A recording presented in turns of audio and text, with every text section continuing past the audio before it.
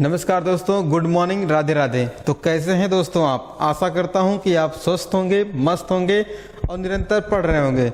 चलिए स्टार्ट करते हैं आज की श्रृंखला को, जिसमें हम देख रहे थे डेली 10 क्वेश्चन प्लस 1 क्वेश्चन। ये हमारी श्रृंखला का मेन टॉपिक होता है, जिसमें हम 10 क्वेश्चनों का विस्तार से व्याख्या करते हैं और 1 क्वेश्चन आपके लिए रहता है डेली। तो चलिए स्टार्ट करते हैं। क्वेश्चन पिछली क्लास में दिया गया था, इसके बारे में आपको बताना था कमेंट करके। तो चलिए देखते हैं क्वेश्चन क्या था हमारा। क्वेश्चन था दोस्तों, बीएसएफ का 58वां स्थापना दिवस कब मनाया गया था? तो बीएसएफ का स्थापना दिवस कब मनाया गया था? आपका ऑप्शन 1 है 1 दिसंबर, दूसरा है 1 जनवरी, तीसरा है 1 फरवरी, चौथा है 4 फरवरी। तो आपका सही आंसर हो जाएगा दोस्तों 1 दिसंबर को मनाया गया था, 1 दिसंबर 2022 को। क्लियर है इतनी बातें? बात आती है बीएसएफ की, ठीक है, सीमा सुरक्षा बल की, ठीक है, बीएसएफ सीमा सुरक्षा बल। तो इसकी स्थापना आप ध्यान देंगे 1 दिसंबर 1965 को इसकी स्थापना हुई थी। वहीं इसके वर्तमान में अध्यक्ष पूछे जाए दोस्तों, तो देखिए ये हैं पंकज सिंह। कौन है? पंकज सिंह जी हैं। क्लियर है ये बात आपको? चलिए देखते हैं हमारा पहला क्वेश्चन, बेहद ही महत्वपूर्ण क्वेश्चन है दोस्तों। कहा गया है एनपीसीआई द्वारा किस देश में रुपे डेबिट कार्ड शुरू किया जाएगा? तो आपका ऑप्शन 1 है श्रीलंका, दूसरा है सऊदी अरब, तीसरा है यूएई, चौथा है ओमान। तो प्यारे मित्रों, आपका सही आंसर है अभी ओमान में एनपीसीआई, भारतीय राष्ट्रीय भुगतान निगम जो होता है, इसके द्वारा डेबिट कार्ड शुरू किया जाएगा ओमान में। इसकी स्थापना पूछी जाए आपसे तो 2008 में एनपीसीआई की स्थापना हुई थी। क्लियर है इतना? चलिए देखते हैं क्वेश्चन नंबर दूसरा है दोस्तों, बेहद ही महत्वपूर्ण क्वेश्चन है। कहा गया है केमिस्ट्री का नोबेल पुरस्कार किसे प्राप्त हुआ है? आपका ऑप्शन 1 है कैरोलिन, दूसरा है मोर्टेन मेंडेल, तीसरा है बेरी शार्पलेस, चौथा है उपरोक्त में से सभी। तो आपका सही आंसर है तीनों लोगों को केमिस्ट्री का नोबेल मिला है 2022 का। यह क्वेश्चन इसलिए रखा गया है क्योंकि आने वाले एग्जाम में यह क्वेश्चन आपसे बन सकता है एग्जाम में। तो देखिए तीनों लोगों का ये चित्र लगा हुआ है, ठीक है। तो तीनों लोगों को मिला है, इतना बात आप ध्यान रखिएगा। चलिए अगला क्वेश्चन देखते हैं। क्वेश्चन तीसरा बहुत ही महत्वपूर्ण है दोस्तों। कहा गया है डेजर्ट फ्लैग 8, कौन सा? डेजर्ट फ्लैग 8 का अभ्यास में भाग लेंगे किस देश की टुकड़ी के साथ लेंगे? भारत। तो आपका सही आंसर क्या हो जाएगा? ऑप्शन देखिए सऊदी अरब, दूसरा है फ्रांस, तीसरा है मोरक्को, चौथा है यूएई। तो दोस्तों आपका सही आंसर है क्वेश्चन नंबर तीसरे का यूएई। कौन से देश के साथ? यूएई देश के साथ। यूएई देश देखिए कहाँ पे दोस्तों, यहाँ पे देखिए छोटा सा देश है और इसके बगल में एक जल संधि है। कौन सी जल संधि है दोस्तों? हार्मुज जल संधि है।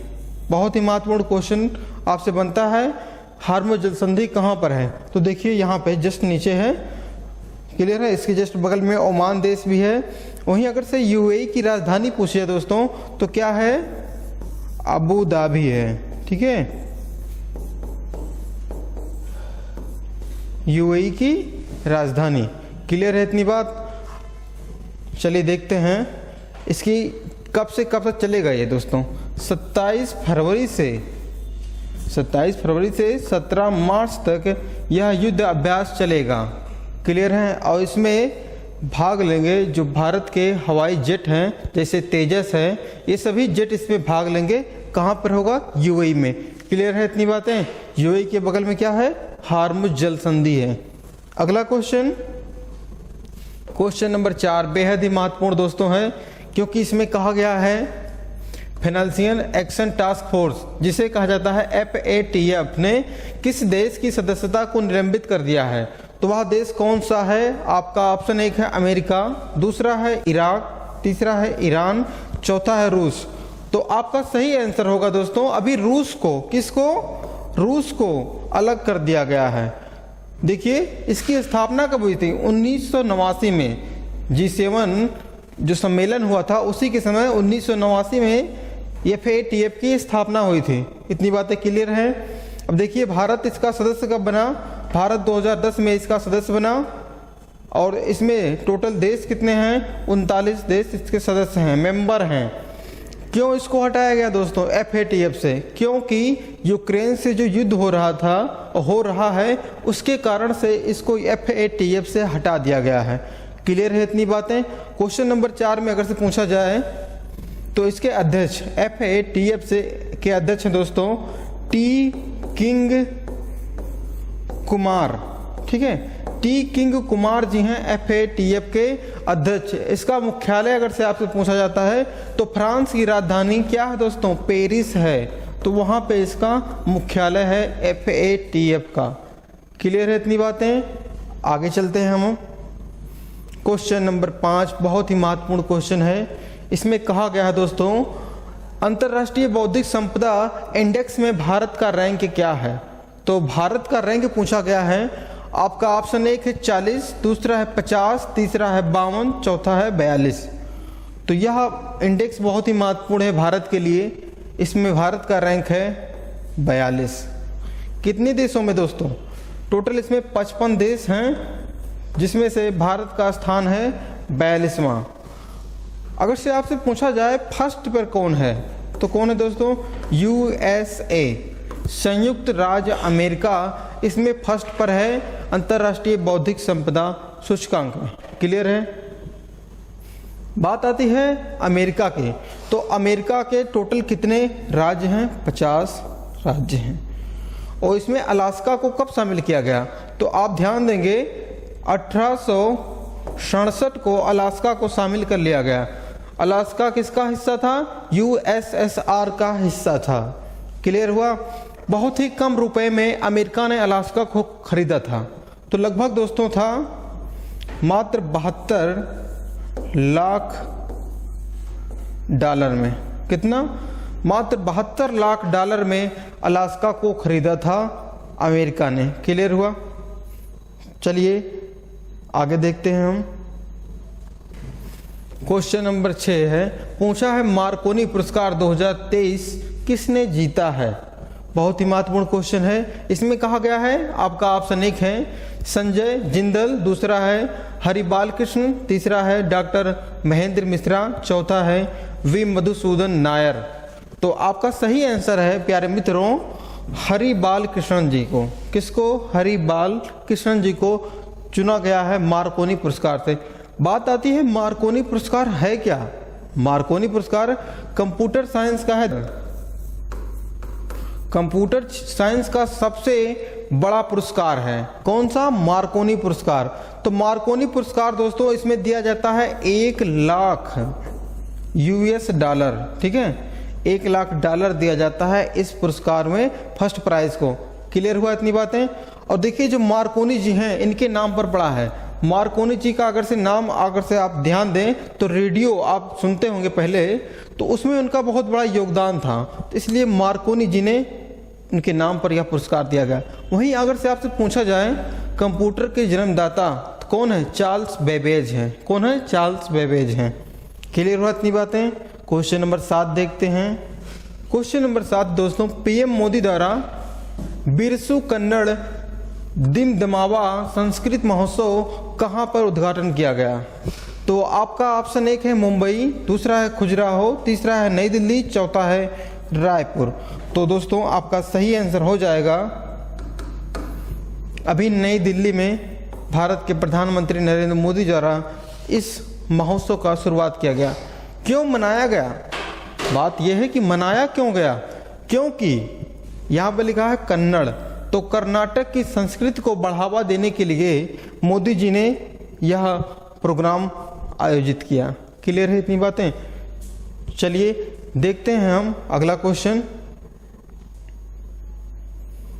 क्वेश्चन नंबर 8 दोस्तों, किस देश में अंतर्राष्ट्रीय अंतरिक्ष स्टेशन में फंसे हुए यात्रियों को वापस बुलाया जाएगा लाने के लिए सोयूज अंतरिक्ष यान का, क्या कौन सा यान दोस्तों, सोयूज अंतरिक्ष यान का लॉन्च किया है। किसने लॉन्च किया है? आपका ऑप्शन एक है अमेरिका, दूसरा है रूस, तीसरा है जापान, चौथा है भारत।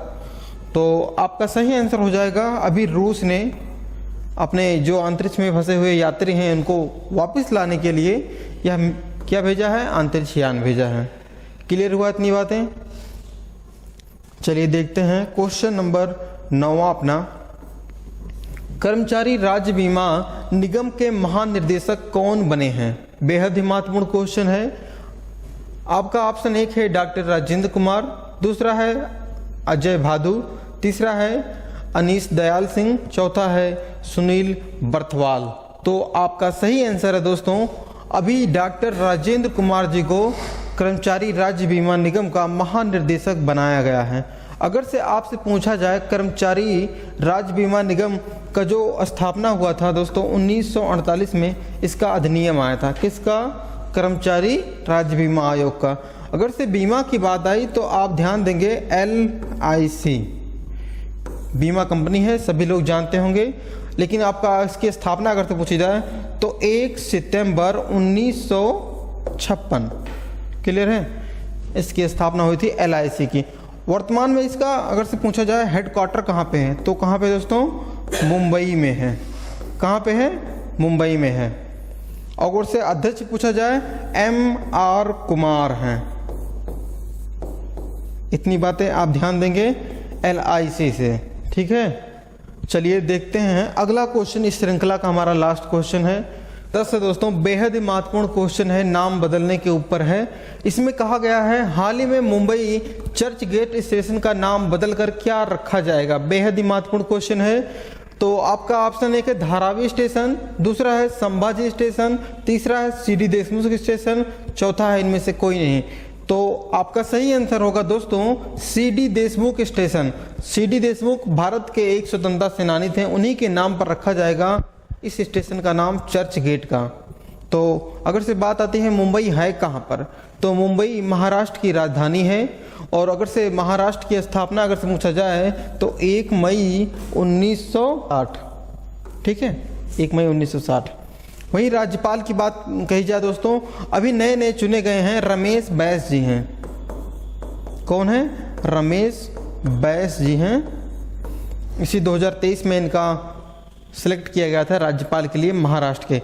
तो वहीं CM की बात कही जाए दोस्तों तो कौन है? एकनाथ शिंदे हैं। अभी जल्दी बने थे, 2022 में बने थे एकनाथ शिंदे जी। क्लियर है इतनी बातें? अब मुंबई की बात आती है दोस्तों, तो मुंबई 1662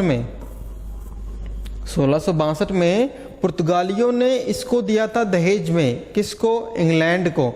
तो पुर्तगालियों की पुत्री थी कैथरीन और इंग्लैंड के राजा थे चार्ल्स, तो उनको दिया गया था दहेज के रूप में। किसको दोस्तों? मुंबई को। क्लियर इतनी बातें?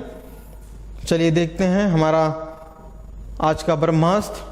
तो आज के ब्रह्मास्त्र की बात आती है दोस्तों, तो चतुर्थ पंचवर्षीय योजना है। कौन सी? चतुर्थ। तो पहला कब से कब तक था?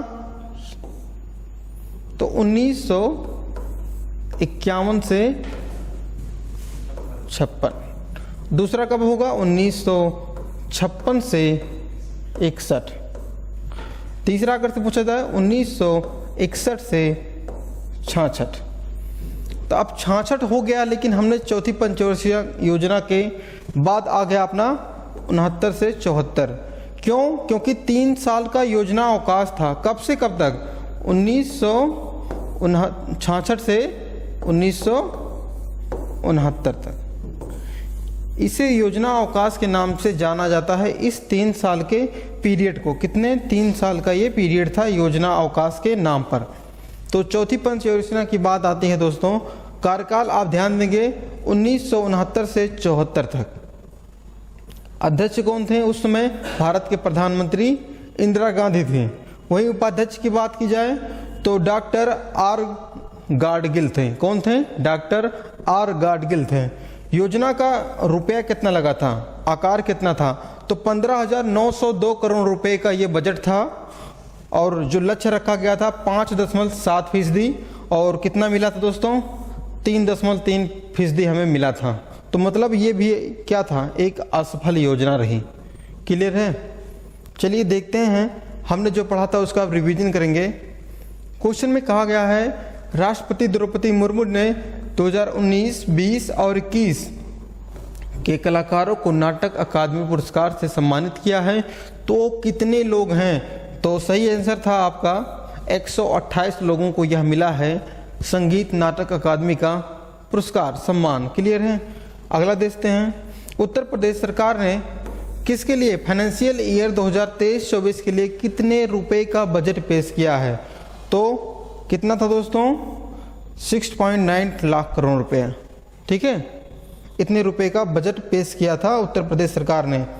चलिए देखते हैं, क्वेश्चन नंबर 3 है, विश्व बैंक के अध्यक्ष बनने के लिए अमेरिकी राष्ट्रपति जो बाइडेन ने किसका नाम दिया है? तो आपका सही आंसर दोस्तों अजय बग्गा। तो अजय बग्गा एक भारतीय मूल के हैं, इनको नाम दिया है, अब यही बनेंगे विश्व बैंक के नए अध्यक्ष। क्वेश्चन अगला था, हाल ही में किस देश में डेंगू के बढ़ते हुए प्रकोप के कारण स्वास्थ्य आपातकाल की घोषणा की गई है? तो आपका सही आंसर था पेरू। तो अभी पेरू में स्वास्थ्य आपातकाल की घोषणा की गई है। तो पेरू कहाँ पे है? तो दक्षिण अमेरिका का एक देश है पेरू। क्लियर है? क्वेश्चन नंबर 5 देखते हैं, कहा है जिनेवा में ILO के बाह्य लेखा परीक्षक के रूप में किसे चुना गया है? तो दोस्तों कौन थे? गिरीश चंद्र मुर्मू थे। कौन थे? गिरीश चंद्र मुर्मू जी को चुना गया है ILO के महानिर्देशक के रूप में। क्लियर है? क्वेश्चन नंबर 6 है, कहा गया हाल ही में किस देश ने पाकिस्तान को $700 मिलियन के ऋण की स्वीकृति दी है? तो कौन दिया है? चीन ने दिया है। चीन खरीद रहा है एक तरफ से पाकिस्तान को। क्लियर है? चलिए देखते हैं, आज का प्रश्न है आपके लिए बेहद ही महत्वपूर्ण क्वेश्चन है, तो आप इसका आंसर अवश्य दीजिएगा। तो कहा गया है हाल ही में किसने खेल आधारित शिक्षण संस्थान का जादुई पिटारा लॉन्च किया है? कौन किया है? आपको इसका बताना है। आपका ऑप्शन 1 है पीयूष गोयल, दूसरा है राजनाथ सिंह, तीसरा है धर्मेंद्र प्रधान, चौथा है इनमें से कोई नहीं। तो आपको बताना है इस जादुई पिटारे के बारे में। तो आप भी अपना पिटारा खोलिएगा और इसका आंसर दीजिएगा। तो कमेंट करिएगा अच्छा सा। अगर से आप चैनल पर नए हैं तो सबसे पहले आप चैनल को सब्सक्राइब करिएगा, वीडियो को लाइक करिएगा, दोस्तों के पास शेयर करिएगा। और अगर से आप हमारे फ्यूचर कोचिंग क्लासेस के ऐप को अगर से नहीं डाउनलोड किए हैं तो उसका लिंक आपको डिस्क्रिप्शन में मिल जाएगा, आप उसको इंस्टॉल करिए और देखिए वहाँ पे एक लाइन से, एक क्रम से आपको सब्जेक्ट वाइज सब्जेक्ट आपको सभी प्रकार के तैयारियां कराई जाती हैं। वर्तमान में बीएड बैच चल रहा है बहुत ही कम रुपए में। तो आप अगर से लाखों का बचत करना चाहते हैं तो जुड़िए फ्यूचर कोचिंग क्लासेस के ऐप से। तो मिलते हैं दोस्तों नेक्स्ट क्लास में, तब तक के लिए जय हिंद, धन्यवाद।